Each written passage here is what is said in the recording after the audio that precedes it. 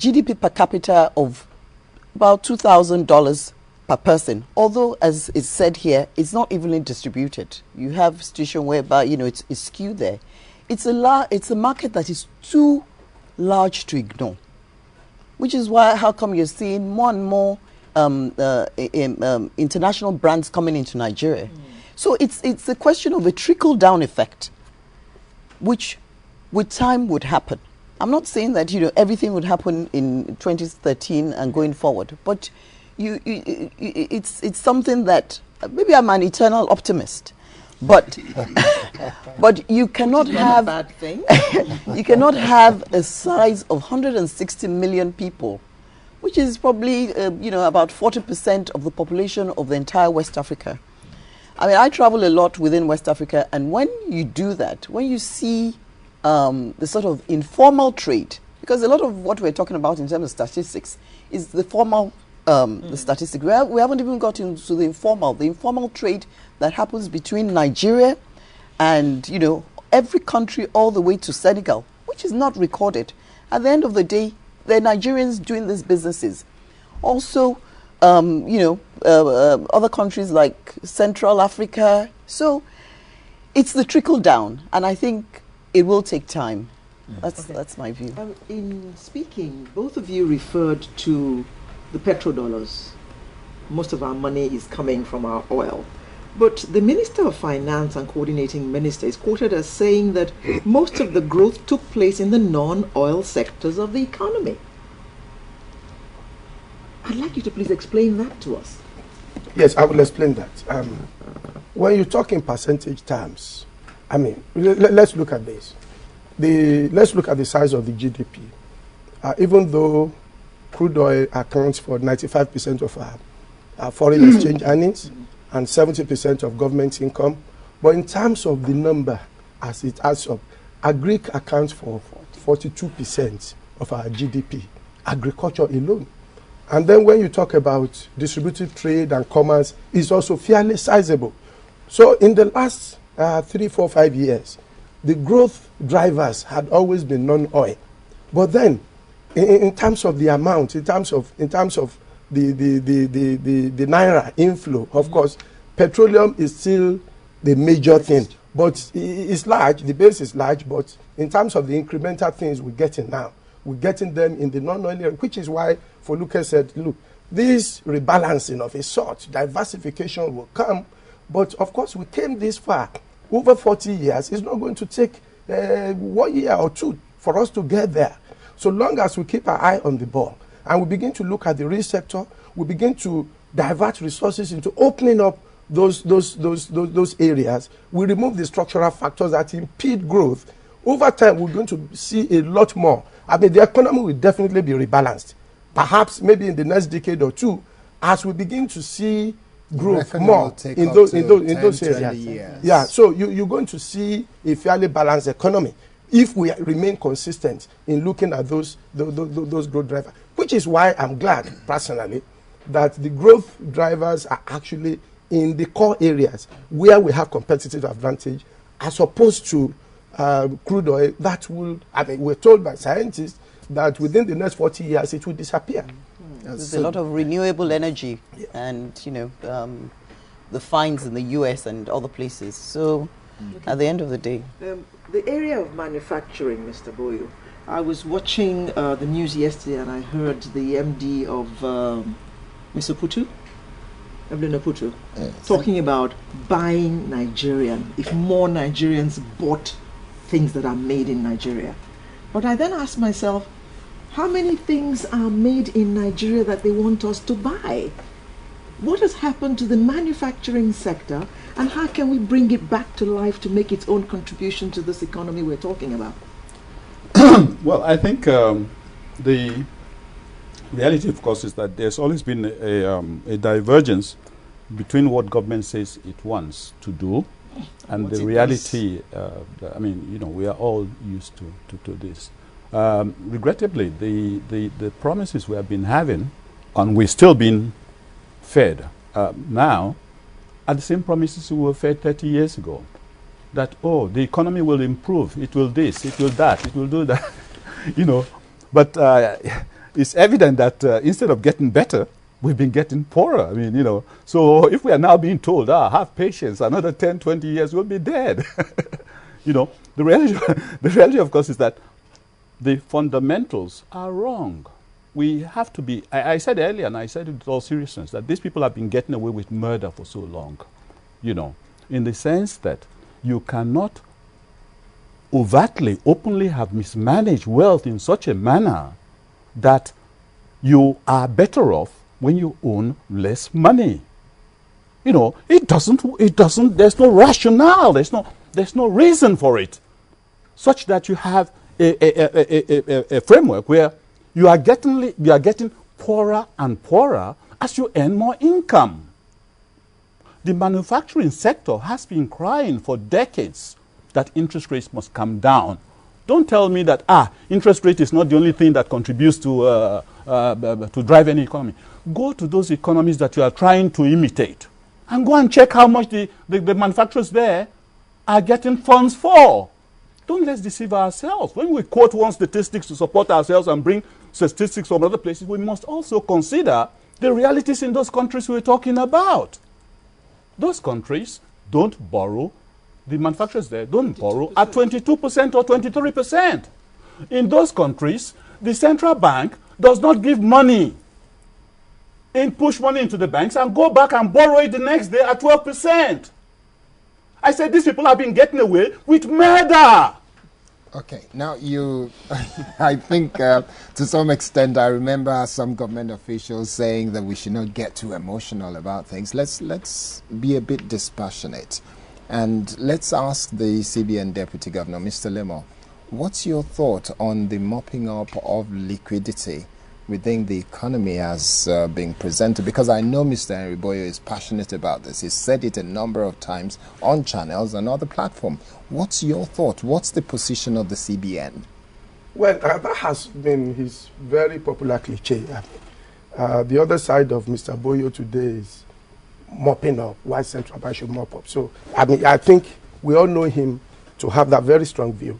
Sometimes he gets even emotional about it. But the truth of the matter is this. But before I go into that, let me correct him on one or two things.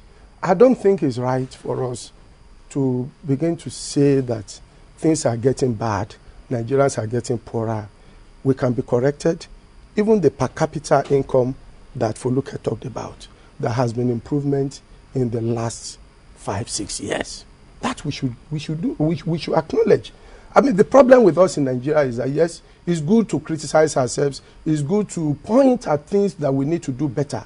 But I think when we begin to get so pessimistic that we begin to get very, very, nothing good happens here. I think it's also like swinging to the other end of the pendulum. Now, coming back to the issue of liquidity that he's been talking about, I just don't understand what his views are, because now central bank is defined in our act that central bank is the custodian of foreign exchange earnings of government, and it's defined in the constitution that the naira shall be the currency for transaction in Nigeria. And so, like I said earlier, 95% of government foreign exchange earning comes from petrodollars. And the constitution says when these revenues come, they must be shared in a particular manner before they are spent. Now, he wants me to go and give 774 local government people, 36 states plus Abuja and the federal government, and share dollars to them so that I don't push money out. But when you look at funds flow, all we do is that when this money is earned in dollars, we monetize it by releasing naira to them, and we keep that dollar to defend the foreign exchange, because people come, of course, to import every week, and that is what we sell. So eventually, of course, they will demand for this dollar. And then, of course, so that dollar will flow out into commerce and so on and so forth. And he mentioned 20-something months of import. Today, our reserve level is $44.3 billion. It's just barely sufficient to do 6-7 months of import. This economy has grown, and so the import requirement is also very large.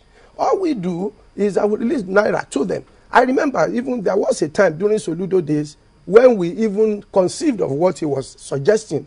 And of course, the government came and said, no, you can't give us dollars. Constitutionally, we are expected to spend naira here. And so, of course, central bank there had to. They say, okay, we will hold on to it. After all, it's also our duty to defend the value of the naira. Defending the value of the naira means, of course, we must have a dollar pool that will ensure that. So when we hold dollars and we release naira, it is the same naira that shows up twice a week to buy dollars. And I just don't understand why he says that we pump money and then we mop up. And it is not all the time we pump money. It depends on the volume of money out there. I agree with him to the extent that our interest rates, sorry, our inflation is high. All of us must work. I also agree with the view that inflation hurts the common man more than anything else. And of course, that is the central bank's raison d'etre. The first and most important duty of central bank is to keep inflation low. So, which is why we mop up excess liquidity when necessary, which is why we ensure that inflation rate must be brought down to single digit, like I agree with him. But in an economy like ours, where government is large, you know, we call it fiscal dominance, where government activity, the only major business all over the world, all over Nigeria, is government activity, which is why the governor of central bank has been canvassing for smaller government at federal, state, and local government level, so we can free up resources into the private sector. And to that extent, it will be difficult for you. Particularly, again, inflation is not always a monetary phenomenon. As an economist, he knows that. There are structural factors also that cause inflation. So even when you have less liquidity, inflation can still be high if people cannot produce. So at the end of the day, it's much more complex than he says. But okay, that is our duty in central bank. Okay, that's good. But if we come back to this mopping up of liquidity, how do you simplify or this explanation in terms of there is money in the system and then is mopped up by the central bank and then is released again? And at the end of the day, in terms of money that is available to the common man, it's not there, or to anybody who wants to do business, the money is not available to them because they can't get money from the banks. They can't get loan on long term from the banks, and they cannot get loan at lower interest rate. How do we explain that? In central bank, we have two hands and we juggle like 5-6 balls. Okay. You know, it's like you throwing 5-6 balls with your two hands. So you're dropping a few of them. You have mentioned very important area, and none of them must drop. Okay. Foreign exchange management is there. Credit creation is also there. First and foremost, today, in the last 3 years, commercial banks are awash with liquidity. Commercial banks are looking for good credit, good credit transactions to do. So they are not sorry, sir. They are awash with liquidity, and yet they're not releasing that money. That is what I want to explain to you, sir. They're lending it only to traders. No, that is what I want to explain to you. That is what I want to. That is what I want to explain to you. Well, that is what I want to explain to you. Don't also forget the financial stability aspect of their business. All this money that they have is people's money. If they say, okay, credit availability, look, a banker would like to lend everything he has because that's the only way he makes money. Yeah. Maturity transformation, I mean, the intermediation, that is why they are there. Any money in their hands that is not lent is negative carry. However, now, why do we then have government borrowing most of it? It's largely because, like we said, the deficit financing has been very high. Again, it's also because of the activities of government, because government size is large.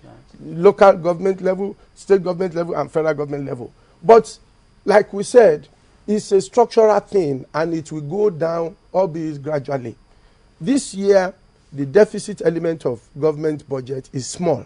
And the Honorable Minister of Finance has said that this will go down as we progress. As that happens, then we will not have what we call fiscal dominance. We will not have a crowding out issue whereby the banker will prefer a safer haven in gilt edge as opposed to credit. Sorry, I'm losing track of your conversation here because I'm trying to get my head around the issue of this excess liquidity in terms of availability of finance for businesses. If I run a business, I want to be able to go to a bank and say I need 2 million or 20 million and I can get it at a lower interest rate. If the banks have the money, then I should be able to get access because I'm doing legitimate business. That is what I'm driving at. the banker would like to give it to you if there is assurance that that money will come back. There are so many factors that may not confirm that. One is the ease with which business is done in Nigeria. Because, of course, the business climate is still very hostile. You run your cottage industry there. The market is not defined. Electricity is not always there. So you have environmental factors that make that business fairly risky. And so because of that, because they look at their loss norms, from experience, they look at the loss norms in that market segment, that for every credit that they give out there, 25% doesn't come back. Now, if it is more than 5% that doesn't come back, it hits their P&L. Because, of course, it's depositors' money they're lending, which is why the central bank has been at the vanguard of ensuring that we fix those structural factors, infrastructure, ease of doing business. Today, we have about 5-6 bills before the National Assembly. You know, contract enforcement, how easy your banks realize their security when a mortgage is done. Even before the mortgage is done, you have to wait for 6 months in some states. In some states, you have to wait for 1 year. And because of that, the only security can take from you is that factory. But he cannot take that security because he has to wait for 6 months to perfect security. So I can go into the whole gamut of why the business climate is very hostile. And until we remove those things, his appetite to lend to you will be low.